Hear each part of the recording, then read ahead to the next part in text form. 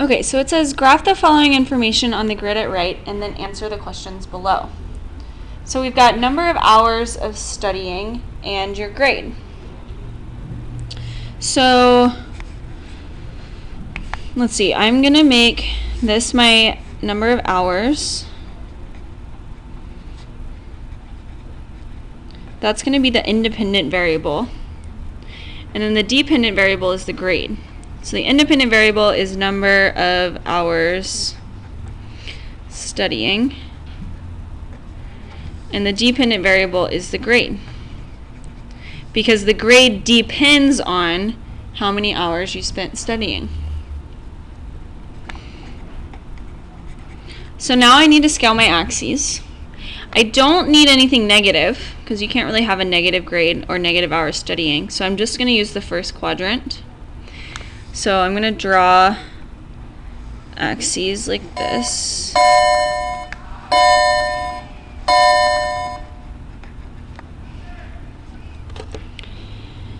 And I need to scale. So hours studying needs to go from 0 to 10. So 1, 2, 3, 4, 5, 6, 7, 8, 9, 10. So let's see, I'll go by 2, 4, 6, 8, 10.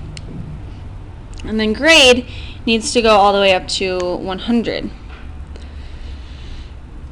So 10, 20, 30, 40, 50, 60, 70, 80, 90, 100. I'll just go by 20s. 10, 20, 30, 40, 50, 60, 70, 80.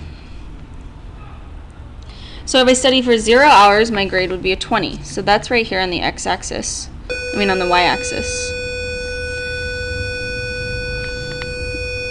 If I study for 2 hours, my grade goes to 60. 4 hours and my grade is 70. 6 hours, 80. 8 hours, 90. And 10 hours, 100. So this is roughly a linear relationship because these dots create a line, but then we have this part right here that's not quite linear. Do these points form a perfect line? Not quite. The 20%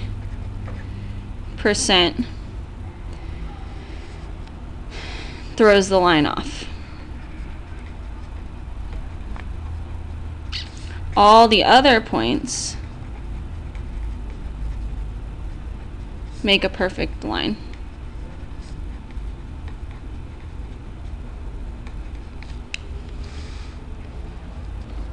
Okay. So in a distance time graph, draw a line of an object that is moving forward at a constant speed. So if its distance is getting bigger and bigger and bigger, a constant speed means it's going to have a straight line. So that would look like this. The constant speed means straight line. It means the change in speed is the same. It's going the same speed. An object that is at rest means that it's not moving. So its distance is not changing, but its time. But time goes on, but its distance is not changing. Its distance right here stays exactly the same. An object that is speeding up is going to start, if it starts slow, it's going to be kind of flat. Then it's going to get steeper and steeper and steeper and steeper and steeper as it goes faster and faster and faster and faster.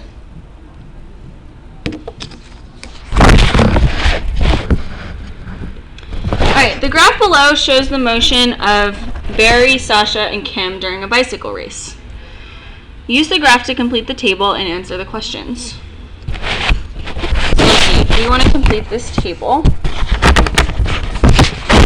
First, I want to do total distance. So I'm going to retrace their lines in different colors. So Kim, I'm going to do pink.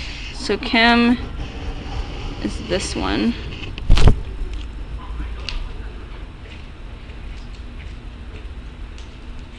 let's see, I'll make Sasha purple. So Sasha goes like this. And then Barry will be green.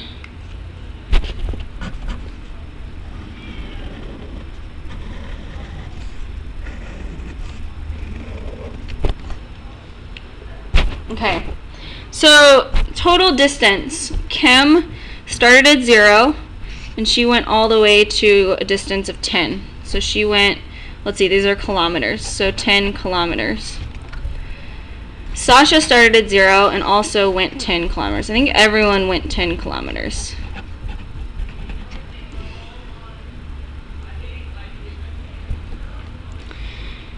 Kim's total time, let's see, Kim is pink. So she ended right here, and that time was 50 minutes.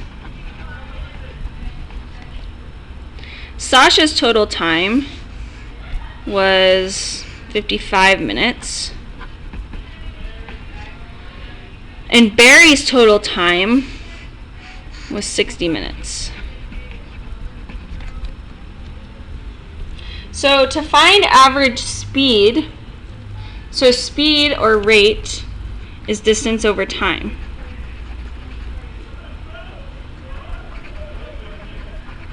It's how far you go over the amount of time it took. For example, miles per hour. Miles is the distance, per hour is the time. And that's how fast the car was driving. So here we're in kilometers per minute. So Kim's average speed was her distance, so 10 kilometers in 50 minutes, which was 1/5 kilometer per minute.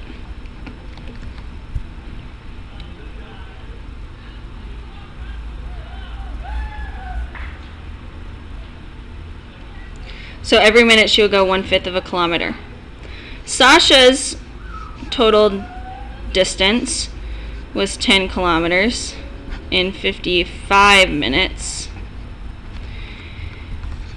So 1/5 divided out would be 0.2. And then if we do 10 divided by 55, we'll have to do that on a calculator. 10 divided by 55 is 0.18 kilometers per minute. And then Barry was 10 kilometers per 60 minutes, which was 1/6 kilometer per minute, which is 0.17 kilometers per minute. So which cyclist kept a constant speed during the entire race? So that would be Kim, because her slope stays the same the whole way. She has a totally straight line. That means her speed was constant. Her speed did not change. What was the cyclist's speed? So her speed was 0.2 kilometers per minute. Which cyclist won the race? So Kim won because she went in 50 minutes. She was the fastest. Who placed second? Let's see, that was Sasha in 55 minutes. And Barry placed last in 60 minutes. Who started off the fastest? So we can see here that at the very beginning, Barry's line was the steepest. He started off the fastest. And we can tell that because in 15 minutes, Barry went 5 kilometers. But Kim only went 3 kilometers and Sasha only went 2.5 kilometers. So we can tell because Barry went the most kilometers in the first 5 minutes. Oh, you can't see that. He went the most kilometers in the first 5 minutes. You can also tell because his line is the steepest at the very beginning.